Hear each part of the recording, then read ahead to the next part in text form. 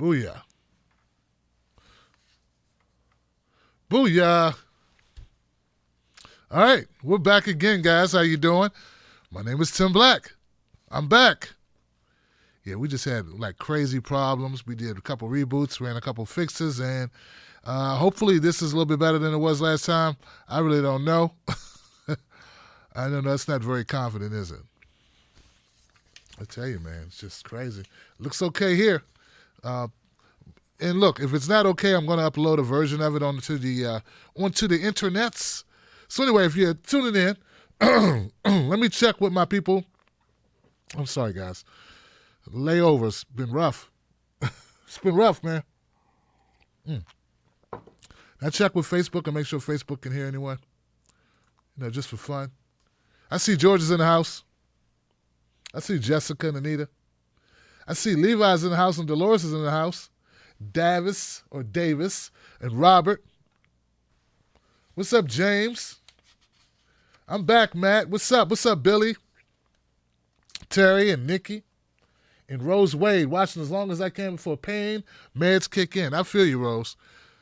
I feel you. Thank you so much, sis, for being here. I appreciate you guys. If you can, share it on your social media. Let people know that we're back. Hollow 502 on YouTube. Thank you, my friend. Antonio, it still looks bad from here, guys. I don't know what's up with YouTube. Something's up with YouTube. I don't know what it is. YouTube's not feeling the love, man. YouTube's like, hey, look, man, you be live streaming too much, brother. Something ain't right, Tim Black. Something ain't right, Tim Black. But here we go anyway. I'm just going to go. All right, guys. So before I was rudely interrupted by my internet connection and the issues I was having here, I was talking about Pete Buttigieg and how Pete Booty.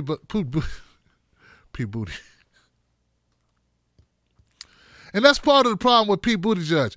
As they tell us that Buttigieg is so great, fantastic, and there's no reason why anybody would not vote for this guy, as they continue to tell you that, I am still not pronouncing his name correctly. And I do this for a living. It's not that I'm more incompetent than others. It's just that I don't care as much about Pete, frankly. And there's also that, well, his name is hard to pronounce. And so are his positions. That's one thing about Pete you don't understand. They don't understand. As someone who does this for a living, day in and day out, I can't tell you much that Pete is for. I can tell you what he's against, though. He's against Medicare for all. And that's about all I know about Pete. Because nothing jumps out at you. But though his policies don't jump out at voters, the media coverage sure does. And lately, the media coverage about Mayor Pete has been surrounded around this thing where Pete's getting a raw deal. Pete's getting the short end of the stick. They're rubbing Pete the wrong way. They say, particularly in South Carolina, the problem is that Pete's not resonating with black voters like he is in, say, Iowa, for instance. Yeah. And they say that's attributed to the fact that there are a lot of black people in South Carolina who are old and they don't like the gays. Or they're scared of them. Yeah, they're scared, homophobic. So they say that's the reason why they don't like Pete.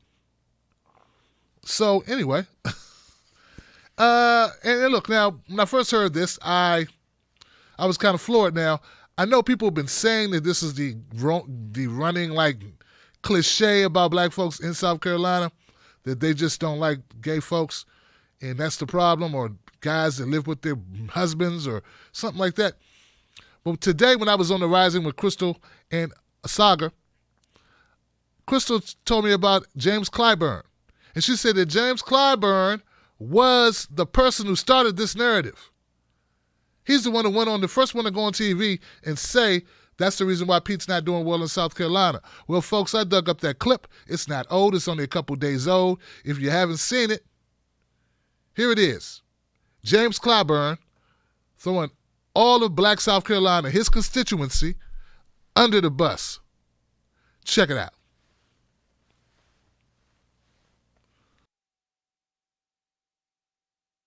You have your finger on the pulse of that very important state where you are right now, South Carolina, in a key way. And I want to ask you about 2020. A new poll out of Iowa places South Bend Mayor Pete Buttigieg firmly within the top 4 contenders. That's not the case where you are in South Carolina, where he remains in low single digits.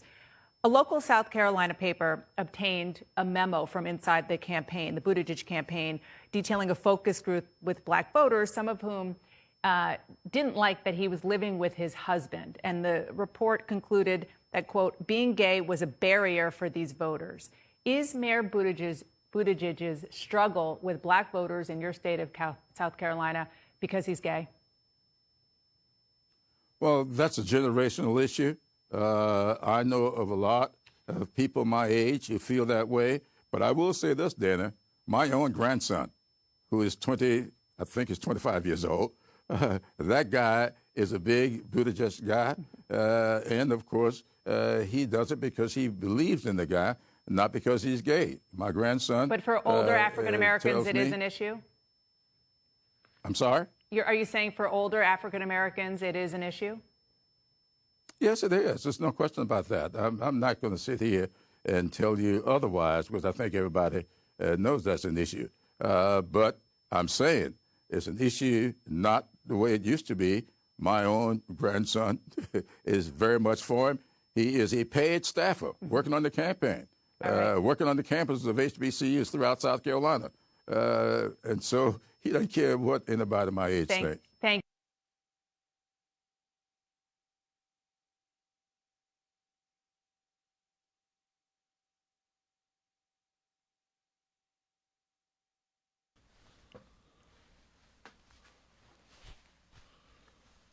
Okay.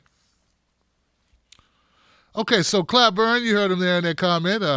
What he said to Dana Bash regarding Mayor Pete. Couple things about it though. There, Clapburn, I got a couple problems with it, sir. Notice how Dana Bash said that the document, this campaign document that they did the survey with, they found it.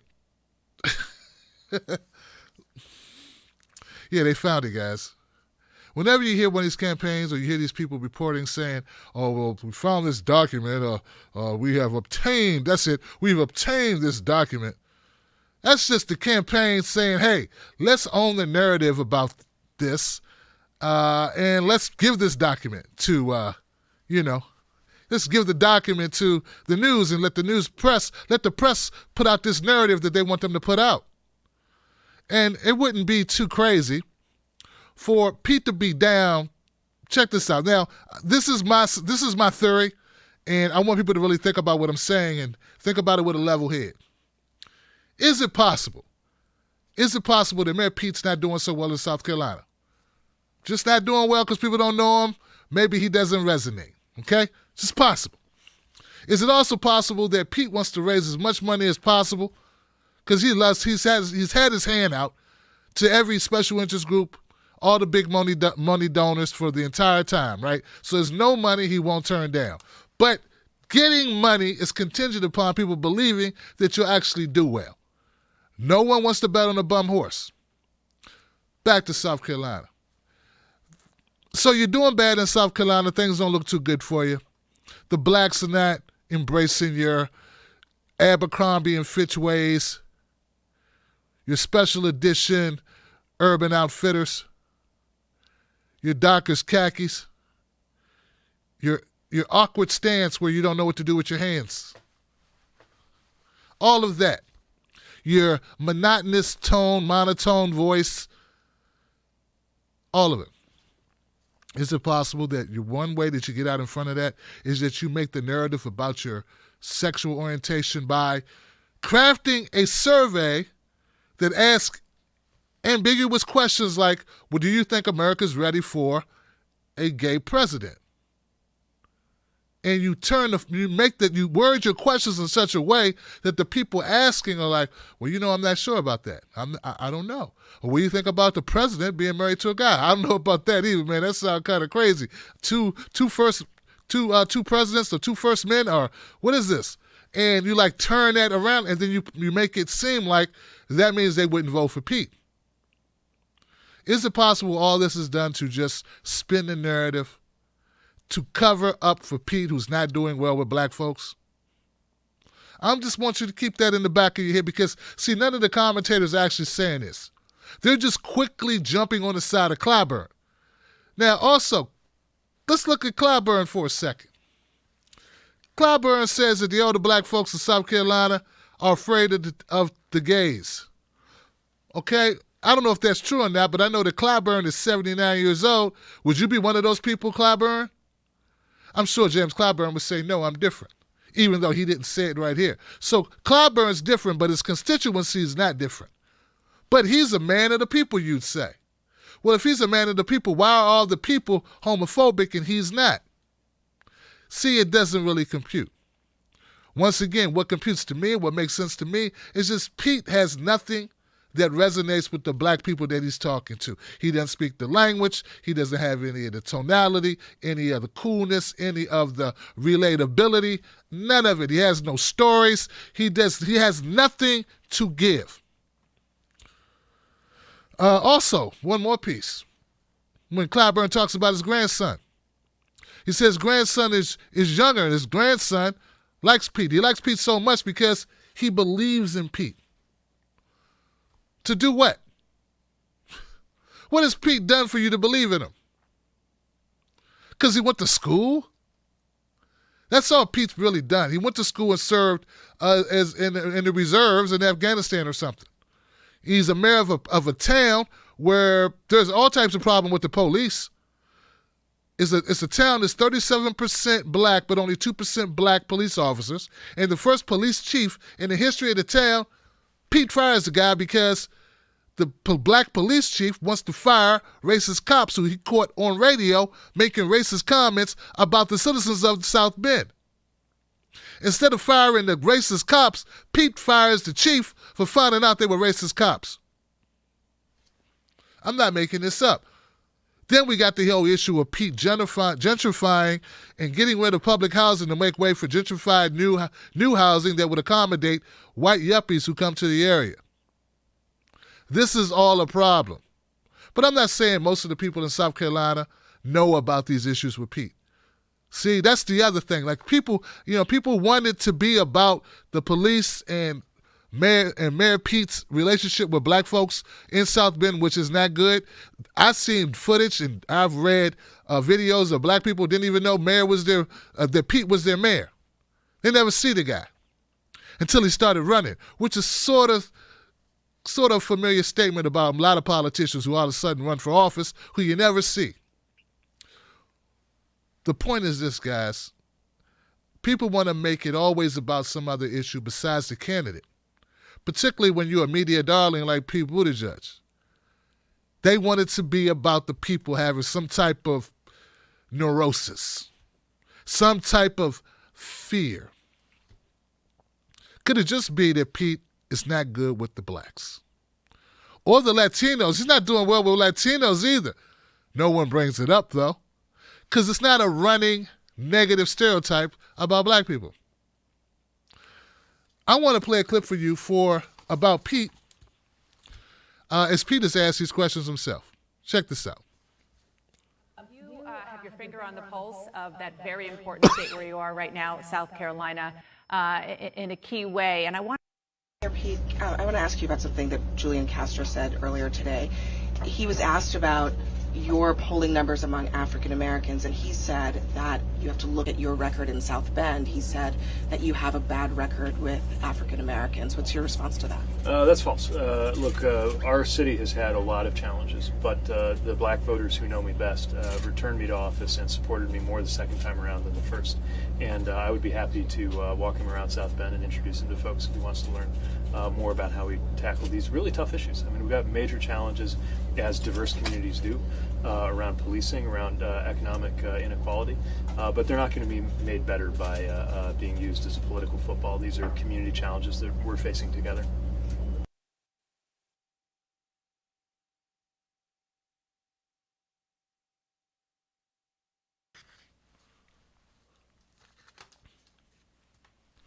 Okay, so there was Pete there being, really charismatic with the young black lady there he was talking to about South Carolina, which brings me to another point. When I was on The Rising with Crystal and Sagar and we brought up this issue, I kind of joked at the beginning. I think it was Crystal Wasaga. They asked me, they said, Tim, well, Pete's not doing so well in South Carolina. They want to make it about his his orientation. What do you think about that? And I made a couple of jokes, and one of them was, well, Pete hasn't really put forth the effort. He hasn't learned to play the sax with his sunglasses on Jimmy Kimmel, similar to Bill Clinton when he did that when he was running.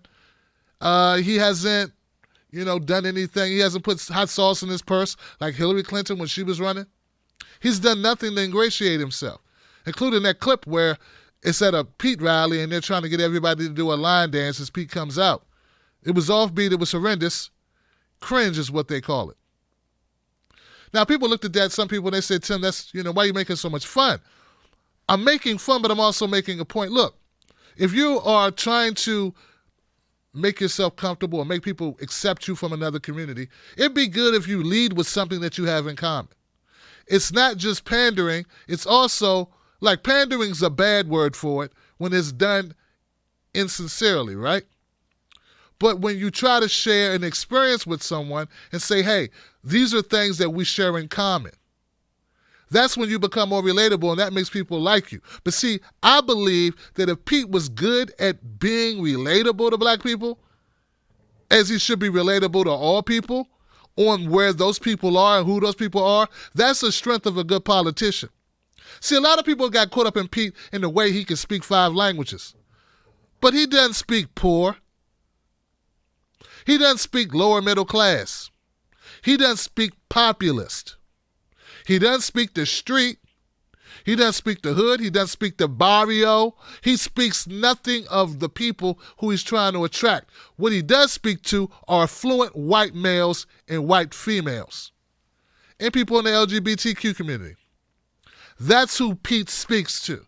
Now, to be a successful politician, that would be cool if that's your constituency. But when you want to be president and you need to relate or be relatable to other people, large groups of diverse people, it would be important for you. It's incumbent upon you to be able to do that yourself. I'm not saying Pete needs to learn how to play the sax, but he should be able to talk about things that are relevant to black folks. And I'm not just talking about the problems that may be distinct to their communities, like the quality of the water, jobs, education, infrastructure, the way that the environment is it conducive to having a healthy lifestyle? Is it conducive to traffic or living arrangement or housing or whatever the issues are in that community? You should be able to speak to it, but you also should have sort of like a personal story which you can share with them. From their football teams to their music to what they like to eat. I mean, you're there to show, hey, I understand you. That's why I'm going to go fight for you. A lot of black folks didn't support Barack Obama when they first heard about him either. And he was black. But it took a lot of massaging. It took a lot of him trying to show he knew the culture, that he was relatable, that he could be somebody that knows your struggle. Pete hasn't done that at all, and it's not a strong suit. And for that reason, I don't think Pete will be your nominee no matter how much they shove him down the throats of viewers and voters. It's a skill.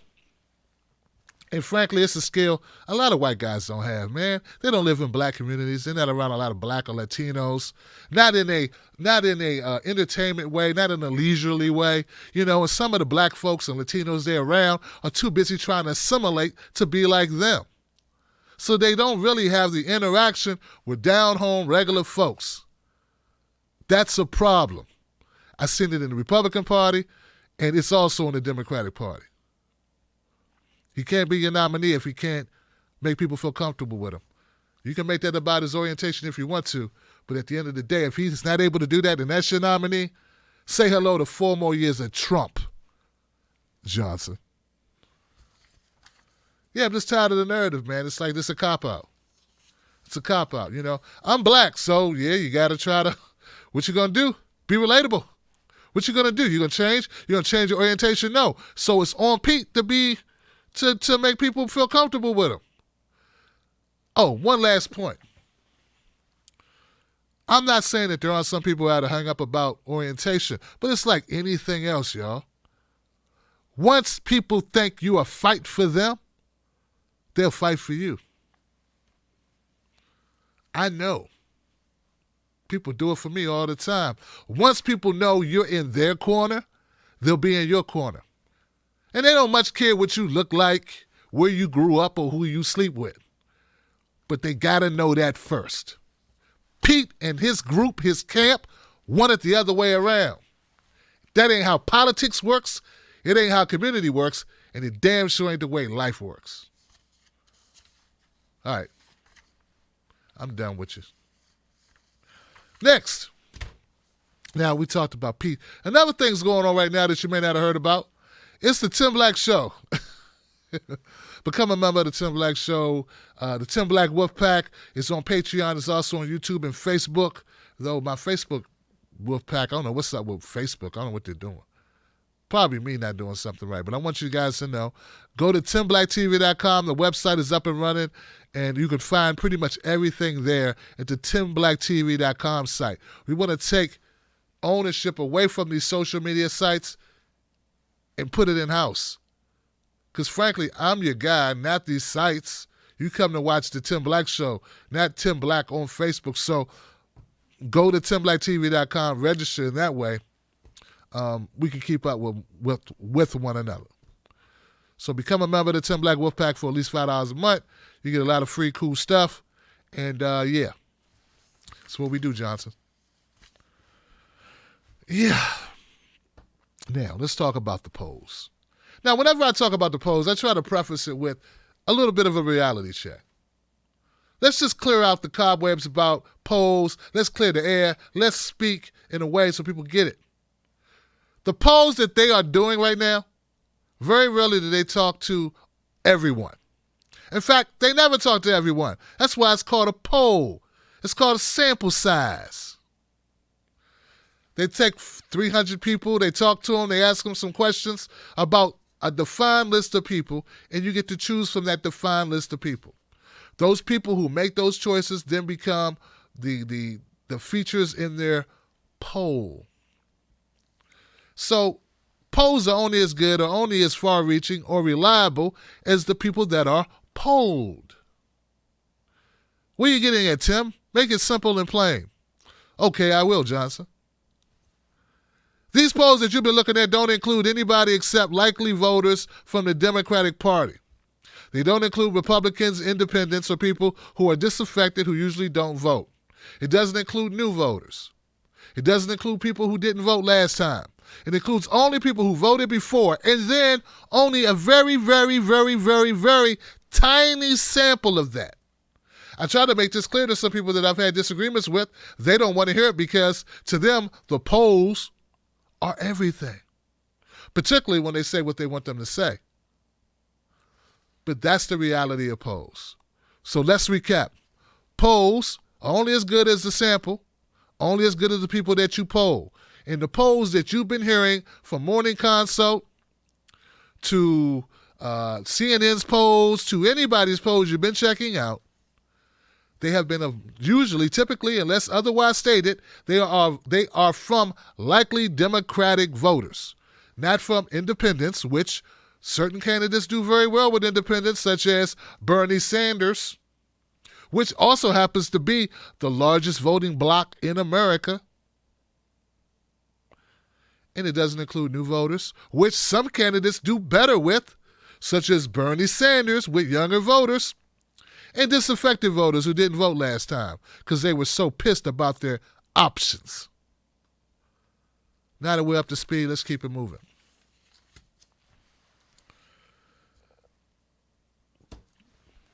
I got a video of polling, just to get you up to speed on the polls. This is what they're reporting on the polling. Let's check it out, at least know what the narrative is this week. It goes to the song High Hopes by Panic! And analyst Harry Enton joins us with these new battleground poll numbers. What do you see, Harry? Yeah, so I think it's very interesting what we see. So let's just give you a kind of reminder of this, set the stage here. So remember, in the 2016 presidential campaign, what do we see? We saw nationwide Hillary Clinton beating Donald Trump 48-46. But in the 6 closest states that Trump won that helped determine the Electoral College, Arizona, Florida, Michigan, North Carolina, Pennsylvania, Wisconsin, Trump won by a point. So let's take a look at these new battleground polls and compare them to what we're seeing nationally. And we see a trend line here that is consistent with what happened in 2016. So nationwide, if you take a look at the average poll for 2020 from October, we see Biden up by 8, Sanders up by 6, Warren up by 5. But take a look at these 6 closest states, again, that Trump won in 2016, according to new polls from the New York Times Siena College. If you average across the 6, what do we see? We see Biden +1. We see Sanders actually losing to Trump by 1. And we see Warren trailing at Trump by 3 points. The president is leading Warren in those 6 battleground states by 3 points. Let's break it down a little bit further in terms of those battleground states particularly. So I've broken them down into the northern battlegrounds and the southern battlegrounds. What do we see in the northern battlegrounds? So in Michigan, which of course is a very key state, we see Biden up by 1, we see Sanders leading by 3, but we see Donald Trump beating Elizabeth Warren by 4 percentage points. That's a big difference between those different candidates. What about in Pennsylvania? Obviously, Scranton Joe, Normal Joe, all that stuff. Joe Biden leading in Pennsylvania by 1 point over Donald Trump. Sanders, though, trailing by a point. What do we see Elizabeth Warren? We see Elizabeth Warren trailing Donald Trump by 2 points. How about in Wisconsin, another key state? Remember, Hillary Clinton didn't visit Wisconsin. What do we see? We see Joe Biden up by 2 points in Wisconsin over Donald Trump. We see a tie with Bernie Sanders, but Warren, again, trailing by 2 percentage points. So this is something consistent where Warren is running behind Joe Biden.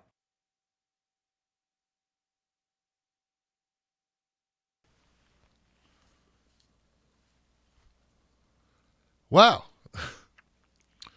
Elizabeth Warren not doing so good in these projected polls, is she? Nah, it seems like she's behind Trump in like every category. Now, I want to keep your feet on the ground here with this reality. It's not as if the Democratic Party cares much about polls unless they say, once again, what they want them to say, because in 2016, the polls were telling them that Sanders had a much better chance against Donald Trump. And still, the superdelegates, such as Amy Klobuchar, Senator Franken, and many others, even if their state voted for Bernie Sanders, they threw all their superdelegates behind Hillary Clinton. They did not care that the polls said that Bernie stood a better chance. It did not matter to them. What mattered to them most was that they backed Hillary, that they backed the status quo. And then you got Trump. And then you got Jill Stein blamed. And I'll notice they never blamed really Gary Johnson. Gary Johnson got more votes than Hillary. I'm sorry. Gary Johnson got more votes than Jill Stein, but you never hear about the fact that Gary Johnson took away votes. It's always about Jill Stein. Well, anyway, the other thing about these polls that they're showing now, even though they look favorable if you are a Biden or Bernie Sanders supporter, is that polls change. Yeah, like right now, this very second, people may feel a certain way about Joe Biden, but give it a week. Yeah, give him a week to talk.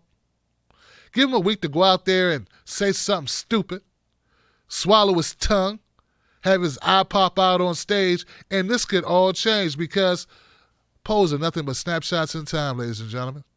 Nothing more. It's how you feel right at that moment. You come back the next day, you read an article, somebody on the bus stops you, somebody at the lunch counter, somebody at the coffee machine, anything, and they tell you something, and all of a sudden, you're not so sure anymore. Not to mention all the money they're going to dump in the ads, all the stuff that's going to go on. We got some debates coming up. Guys, we're a year away from who's going to be president, and we're 3 months away from Iowa. That's a lot of time. Some would say almost an eternity. Hell, think it was Ronald Reagan who hadn't even entered the race until like next week, back when he won his first term. I mean, that's how early it is.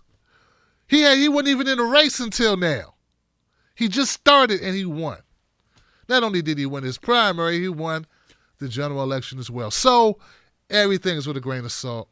But, of course, we talk about them because they're there, and it gives us something to talk about. I don't know if it means a whole hell of a lot, though.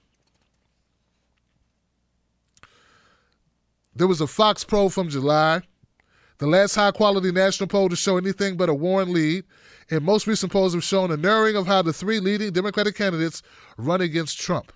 A CNN poll had Biden 10 points, Sanders 9 points, and Warren at 8 points. They're all right there. Right there. What will it mean? Also, who has the confidence to go up against Trump? Who are people going to feel is going to do better arguing against Donald Trump? That's what it's going to come down to as well. Now, one of the reasons why Joe Biden's name is in this and why people are so, stuck on Biden is it seems like black folks are stuck on Biden as well. Yeah, see, there's a rule in the black community. Listen to other black people. For some reason, a lot of us think that other black people got our best interests at heart, even if they are establishment creatures who really have the best interests of the establishment and are getting paid to say stuff. See, when you listen to people that aren't getting paid to say stuff, they probably tell you more reliable stuff. But I digress. One of those people that they talk a lot about and they try to pump you up about is Joe Biden. Now, I was looking at an op-ed published in Ebony magazine, which has a very large black readership. And I hope that I have this. Let me see if I have this, guys. Because I would want you to see this for yourself, if I can find it. I just realized I didn't put this in. I want to read it to you, but you won't believe it unless you see it, I think. Let's see. It's really that bad, guys. Here we go. I found it. This is the title of the article in Ebony magazine. Yeah. Joe Biden is the ally, the champion, and fighter we need in 2020. The first black woman elected to the U.S. Senate explained why she supports the former vice president in the next presidential election. Former U.S. Senator and Ambassador Carol Mosley Braun. Yipper. Yes, sir. See what they do? Now, you can't tell me that Miss Mosley Braun, the first black female senator, trendsetter, icon, you can't tell me that she was chomping at the bit to write this horribly biased rewrite of history about Joe Biden. Where in this op-ed, she only names all these good things about Joe Biden that really were kind of anecdotal. Not so much about him, turning around the disintegration of the black community or the black family, or somehow rebounding black folks who lost all their wealth, or somehow undoing the horrible crime bill that he inked, or the horrible trade bills that he inked. But it was just anecdotal stuff like, hey, when I was going to the Senate, when I was new to the Senate, Joe Biden was a really nice guy. He was really nice. He took me out and we had cherry pie. What the hell that got to do with Joe Biden being president, man? Or woman? But see, the idea is that if Joe's a nice guy and he was nice to this black woman, that means he cares about all black people. And it doesn't, Johnson. It doesn't even mean Joe Biden cares about anybody except Joe Biden. I'm sure Joe Biden had a reason to do whatever Joe Biden did. The point about this op-ed by this amazing, trend-setting, iconic woman. In fact, when I interviewed Marianne Williamson, who's a presidential candidate here, you may know her. When I interviewed Marianne Williamson and she spoke favorably about a conversation she had with this very lady, Miss Braun. She's relating to me how amazing it was to talk to her, and she gave her advice on running and all this great stuff. Because she is revered. Miss Mosley Braun is revered, and rightly so, for being the first black senator and ambassador. I don't know if she's the first black female ambassador, but a very prestigious position. Marked in history, will be forever remembered. But the bottom line is this. We make our own mind up about our candidates. What we need are more independent media that black people trust, because black people have a legacy of being lied to by white people. I know people don't like hearing that, but it's true, man. How else do you explain James Crow in the new Jim Crow? How you explain it? 40 Acres and a Mule, the whole thing. So it's important that independent media set the record straight and we tell the truth about Joe Biden. Joe Biden, among all the other things about Joe Biden, the most important thing that black voters need to know about Joe is that he's paid for. He's sold out. And he won't just sell out black people, he'll sell out white people, Asians, Latinos, and Native Americans in no particular order. In fact, Joe spent most of his time selling out white people, poor white people, when he was sending their jobs overseas, when he was taking money from Wall Street, and selling out people he never would meet, like people in Iraq, for instance, who he wanted to bomb. People in Yemen, who he wanted to bomb. I mean, everything that Obama did wrong, Biden was right there for it going, my guy Barack, my buddy Barack. So he takes bows with Obama, but he doesn't want to take the fall with Obama. So that's one of the reasons why Joe's doing well with the black folks is that we got people like Curl Mosley Brown propping him up artificially about things he did or didn't do, things he said back in 1986 to them in a room, or some job or something helped them, something he helped her do that don't got nothing to do with your kids or my kids or your grandkids or your neighbors or any of that. So it is what it is. Now, moving on, guys, moving on. The View gets a lot of views. It makes a lot of people in independent media salty because The View is basically just a bunch of women sitting there talking about nothing. I mean, they're talking about things, but they don't talk about anything that makes sense. Reminds me of a female version of Fox News or MSNBC or CNN. I mean, come on, it's not just that, it's the, It's just that these people don't even make an effort to pretend sometimes that they look stuff up. I mean, I'm telling you guys, like, everything can't be about your gut feeling. Some things demand that you take a look at something. I mean, if I got to sit down here and consume, articles and content on topics and people like Joe Biden understand his positions on certain stuff, if I got to waste my time actually trying to figure out what Yang Gang or what Andrew Yang is trying to do with his Medicare package, if I got to actually sit down and devote time out of my life trying to understand Mayor Pete Buttigieg with his uncharismatic, boring-ass speeches, well, I think that maybe Whoopi and Abby Huntsman and Meghan McCain and Sonny Hostin and maybe they'd have to, Joy Behar, they'd have to sit down and do at least some of it. They do nothing. It's like somebody just runs up and says, here, read that. Okay.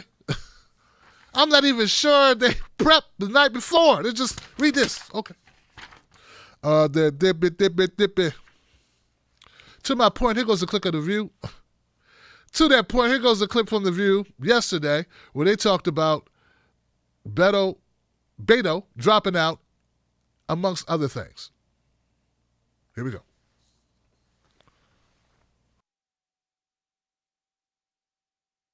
Okay. I'm back. So, congratulations to you all, but the presidential race just lost a candidate when Beto O'Rourke announced he's ending his campaign. Now, he came out of the gate really strong, was on the cover of Vanity Fair, said he was born for this, and people were saying, well, what happened? What can other candidates learn from this? Anyone? Well, not everyone's born to be president, I guess. That was maybe one of his first mistakes. I think the Democrats originally have gotten the song. He was like the rock star. We had him on the show. Mm-hmm. If you remember, Oprah encouraged him to run, and you had a lot of Obama aides that told campaign workers to go work for his campaign. He was sort of the one to watch. Yeah. He got a lot of money right out of the gate, but clearly that's not what people are feeling on the ground. I think he suffered from premature evaluation. Mm-hmm. When he starts early and then you just sort of get to know them, and he can't really step up to the plate as much as the anticipation. Well, the expectation's so high. And he's kind of young and a little bit callow still, and he made mistakes, and better that he would have snuck up the way Obama did. I I think, Obama was like in the background, and then all of a sudden you say, hey, wow, look at this. It happened the opposite with Beto. It was like, oh, okay. That's true. And that's the Which is problem. never what you want to happen. Yeah. There's still so many people, though, still in the race. 17 Marianne people. Williamson. He got out before Marianne Williamson. Yeah. She's still in the race. That's pretty amazing to me. But is that a cautionary tale? Like, shouldn't people maybe start getting out now? I mean, because I think that's why sometimes I don't know that I believe in the polls, because there's just so many people still there. I mean, Tom Steyer, Joe Sestak. Who is that? Like, I was like, Steyer. We had him on the show. No, Tom Steyer, I know, but Joe Sestak. Like, I was kind of like, Wayne Messam. John Delaney. I just, there's still so many people still there. Is it too late for a new moderate to emerge? I mean, is it possible that some new person is going to just come out? Yes, it is possible. It is, I right? think everybody ought to just calm down. Because, people keep waiting for something. Here's what I think is happening. People are waiting for someone to be the one so we know what direction to go in. It doesn't happen that way. You have to pay attention to everybody so you know what's happening. You can't slip this one in. You have to pay attention to it, and you got to listen and hear what you're looking for. Well, I was reading that. Go ahead. No, I mean, and I'm sick, so just but I'm not contagious, so just give me a second. I will say that that's why I wasn't here on Friday. Beto, when my husband told me that he got out of the race, I think he's actually like a beta test for why going national so quickly and being beloved by the media is always dangerous. I said that when he came on here with the Vanity Fair cover. He raised $80 million. Obama was publicly drawing comparisons to him, like saying like he's like me, and he got a ton of Obama staff. I will also say that his stance on gun buybacks, Mayor Pete said it was a shiny object that distracts from achievable gun reform. Chris Coons said it wasn't a wise policy or move, and that clip will be played for years at Second Amendment with rallies with organizations that try and scare people by saying that Democrats are coming for your religious institutions getting their tax-exempt status removed. Sorry, guys, I couldn't listen anymore of that. I also just could sense that there were people watching it going, please, Tim, cut this off. No more Tim Black. No more. Cut it off. Get it out of here. All right, so first of all, they talk about Beto as if they did, like Beto's relationship with the media, as if they didn't contribute to it. I mean, they were right there having him on the show. You're saying, like, this is why he failed. Well, you helped him fail. You brought him on the show, too.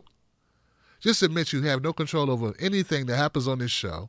You're just mouthpieces for someone, whoever those people are, who actually run this show. Or admit this was part of your plan, to shove him down the throats of Americans, to coronate this guy who hadn't really accomplished anything, to make him really a viable candidate.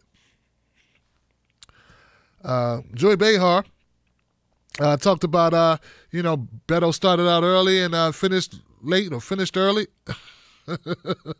Okay, that was funny, but once again, you're part responsible for it. You guys have him up there with you. People don't realize how many people watch The View. A lot of people watch The View. More people watch The View than watch Tucker Carlson. Okay? So people always say, Tim, why do you care? Because America cares, man. That's why. More people watch The View than watch Joy Reid or Rachel Maddow. Do you understand? And it comes on every day. That's why. Joy Behar said that Beto should try to sneak in like Obama did. Thank God he didn't, Johnson. I'm really glad he didn't try to sneak in like Obama did. Listen, Beto could give a good speech. He gave a good speech back when he first started. That's what kind of catapulted him. And a lot of people said, wow, this is good. This can be the guy because he could speak. That's what it was that made people compare him to Obama. But then as we saw him speak more, he got more animated. He got more just plain silly, to the point where he was a caricature of himself. Beto became his own meme. That's not good. Now, what's funny as in a hypocritical funny, is Sonny Hossa saying, well, people should start getting out now. But later on in the show, I didn't make you watch it, but Sonny says that one of those people should not be Kamala Harris, and I think she's dead wrong. I think when you start talking about clearing the field, you should be talking about Kamala Harris. She dropped 10 points, and there's no signs of restarting. And she sent everybody from New Hampshire home packing. She canceled one of the early primary states. If she doesn't do well in Iowa, she's done anyway. Why wait not to do well? I think that if Kamala stays in this race, Sonny, you think you being her friend, you're kissing her butt right now. If she stays in this race and she does bad in Iowa, like 4th or 5th or 6th place bad or worse, I think it may damage her run for re-election in California. Then what you got? See, nobody wants to tell their friends the hard truth. And in this case, the hard truth is, Kamala, you're unpopular. People really don't like you that much the more they got to know you. And your dancing skills are suspect. Your laugh is annoying. It's not because you black. It's because you are you. And a lot of people don't like prosecutors or cops. It is what it is. It may play well with the middle of the country, but it's not going to play well with everybody, particularly the black community. We might as well just nominate Sheriff Clark. Who wants that guy? Rudy Giuliani. I mean, you basically did the same job as Jeff Sessions. You did do the same job, just on a smaller scale. Who wants that person? Now, and this is a pet peeve of mine, is every time I watch The View for clips like these, I can always set my clock on my watch to Whoopi Goldberg saying, "Everybody calm down." I have nothing to say. I'll just say that because people usually clap when I say it. You know, Whoopi, as my friend Senator Nina Turner said, if you're not upset, you're not paying attention.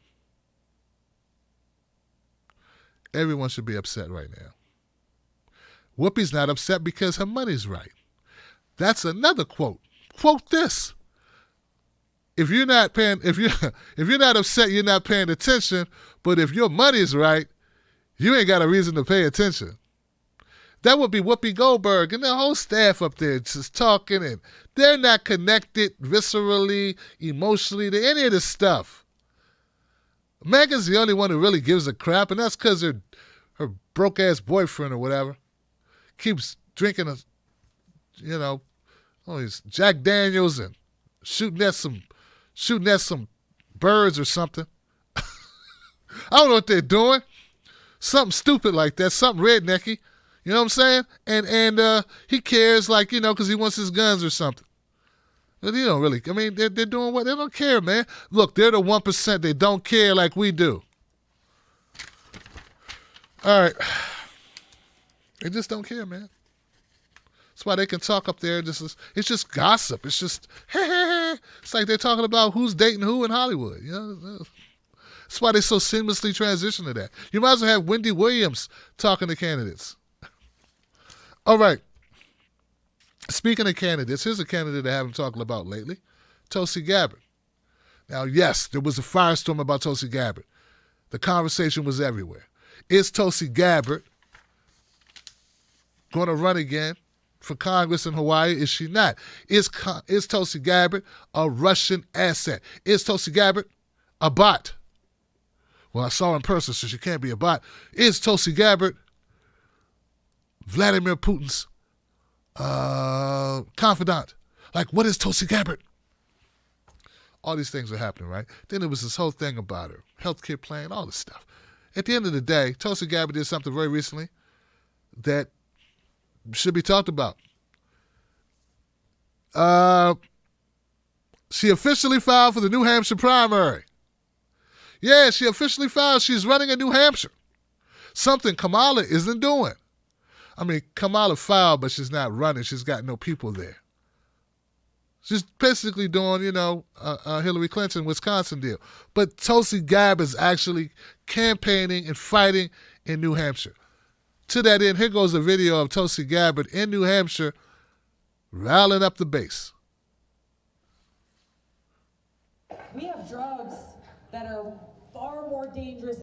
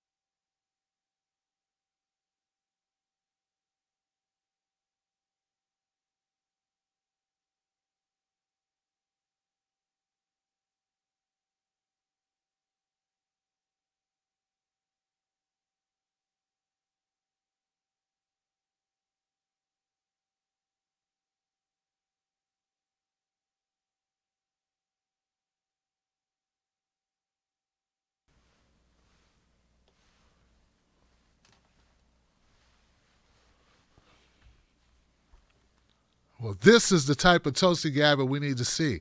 And this is the Tulsi Gabbard a lot of people are not aware that she is. She's relatable. She's right there in the middle of it, talking to people in a very conversational manner about real-ish. She's keeping it real. She's keeping it real and talking about things that they can relate to, things that are sensible. And she's not using a lot of words to do it. She's not like Pete trying to impress them with the veracity, the loquacious gymnastics, trying to prove a point about how verbally, magnificent he is. No, Tulsi Gabbard, simple and plain, to the point. Our country's jacked up. Our policies are corrupt. And I'm trying to fix it. This is what resonates with people. And notice that she's in close quarters. She's not standing back. She's not somewhere, no podium in between her. But also there's not a bunch of mannerisms and let me put on the act. Yeah, there are a lot of reasons why Tulsi Gabbard is still in this race. And one of them is this. When people meet her, they tend to like her. Some people go up in polls when you meet them. Some people go down. Tulsi Gabbard has been going down in polls, not because the people didn't like her, but because I don't think the pollsters like her much. I don't think the media likes her much. Now, I've had my disagreements with her, but one thing's for certain, and I think we both can agree on, if she would have got a fairer shake, she'd be doing a little bit better, if not a lot better. And you never know. She actually may be. Right now, because we don't keep tabs of who's polling and who's doing the choosing. I like this Tulsi Gabbard. I need her to infuse more talk that's going to make her more relatable to black folks and Latinos. That's the coalition she's going to need if she's going to win.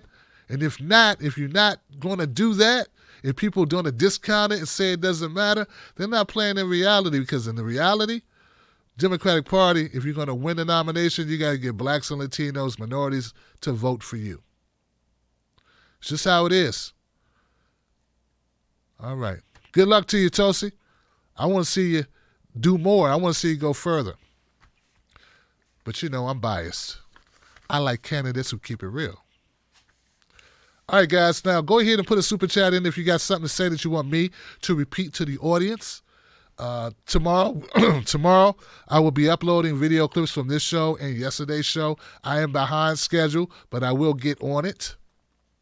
What else? Tim Black, Real Tim Black on Facebook and Twitter. I'm also Tim Black at Night on Instagram. And yeah, we got a lot going on. While I'm waiting for the super chat, give people just a couple minutes to do that. Maybe I'll run this. Let's see. By popular demand, Johnson is here. I have new Johnson designs in my shop. If you want to pick them up, check them out. They are hilarious. They are revolutionary. And they're all Johnson. You're going to love them, man. Check them out. Both parties suck, Johnson. It's one of my favorites. Independent media only, Johnson. Keep it real. We are all Johnson. We are. We're one big community, guys. Go check it out. Independent media only. Johnson's in the house. Both parties suck, Johnson. We are here. They got a special going on right now. Free shipping.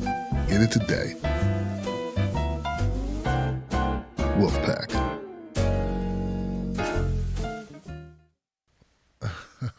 Don't forget to go to TimBlackTV.com if you want to find out where that gear is and all that good stuff. Also, you can donate to the show there on the Tim Black TV show. TimBlackTV.com website. People have been telling me what shirts they like because I make the designs, Johnson. So if you got some ideas about it, send it to me or DM me or text me or whatever. Get it to me at Tim at TimBlackTV.com or DM me on one of these sites. Some people like the independent media only shirt. They say that's their favorite design of the latest of the Johnson designs. Of course, the Tim Black Wolf Pack, the wolf is the #1 selling design that I have in the store. And we got that in mugs, and T-shirts and sweaters and hoodies and everything. So check that out at TimBlackTV.com. All right, guys, let me go to YouTube and see if there's some comments I need to read to the audience. I think we got a couple people that made comments. Hollow 502 says, good to see you're back, Tim. Hey, well, thank you, Hollow. Yes. Hey, I was determined we were going to have this show tonight, and things went well. I think there was a problem with my router. So I did a lot of stuff on my computer, then I rebooted my router, which I can't remember the last time I did that. Got to remember to do it. But remember, I got so much going on. Some things I forget to do, man. But thank you for your concern, man. Thanks for waiting around, bro. It's a weekday. What are you doing? What are you doing, man? Gotta go to work, don't you? Mike Thompson. Doing great, man. Well, thanks, Mike. I appreciate you giving to the show. I hope you're doing great too, brother. I appreciate you guys. Maggie Smith, my sister. That was cathartic. Thanks, Johnson. Well, thank you, Maggie, for your message and your donation, and I'm glad I could help you get through another day of this craziness. We are here, and we are, standing up for what's right. And me and my colleagues, we fight the good fight, and you can tell who's real and who's not. And that's all I'm going to say about that. We got some good people out here doing the good work. We got a lot of volunteers, a lot of activists. Shout out to Max Blumenthal, who recently came home. Give it up for Max Blumenthal. Also, we got to keep our minds fixed on Julian Assange, who's not home. Edward Snowden, who's not home. People say, Tim, why don't you talk about these people more often? I do talk about them. There are times I don't. I feel so powerless, when it comes to whistleblowers who are not free. And I don't know what to do about it. And I don't even know what to say sometimes. I feel like I'm saying the same thing all the time. This isn't right. This is unfair. Let my people go. Then I feel bad. And I go to sleep with that on my mind, and I don't even know how to help them. So send me stuff and I'll retweet it or something if there are actions or petitions or things you would like me to help circulate. Okay. Kerry Mark says, we would have liked to have heard her. No audio. From who? Who you couldn't hear? Who couldn't you hear, Kerry? Who didn't you hear, Kerry? Kerry says there's somebody they couldn't hear. The lady talking to Pete Buttigieg? Let me see. You guys couldn't hear? Pete, I want to ask you about something that Julian Castro said earlier today. He was asked about your polling numbers among African Americans, and he said that you have to look at your record in South Bend. He said, okay. Popular demand. Johnson is here. Let me see. I hope you mean because of the audio. Like, I can't clean that up. That's not my fault. That audio is bad. That's how they recorded it. I think it's a local station who interviewed them, and they didn't have good audios. Sorry, that's the best I could do with that clip that was bad to begin with. But, yeah. I think that's the only audio. That's the only clip I played of a woman. Oh, you're talking about Tulsi Gabbard? Could you guys hear the Tulsi clip? Did you guys hear the Tulsi clip?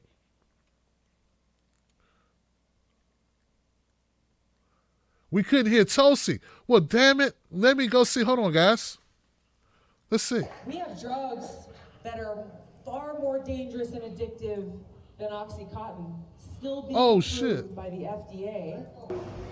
And yet, we still have this federal marijuana prohibition. That somehow marijuana is... Let's run that one more time, guys. I got you covered. Check it out. We have drugs that are far more dangerous and addictive than OxyContin still being approved by the FDA.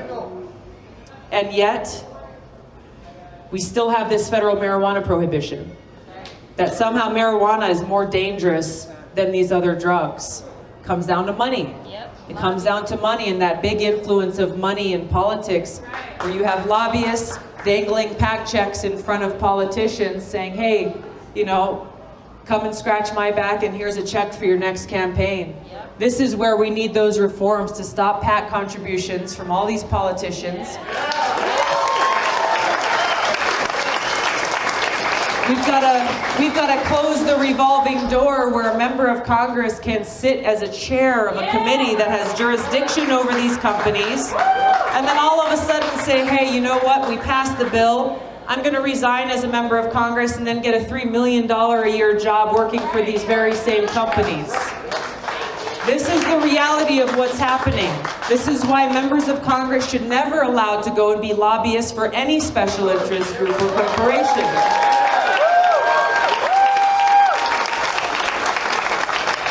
We've got to close these legal corrupting holes within our government that provide these special interests influence that really takes away the voice of the people.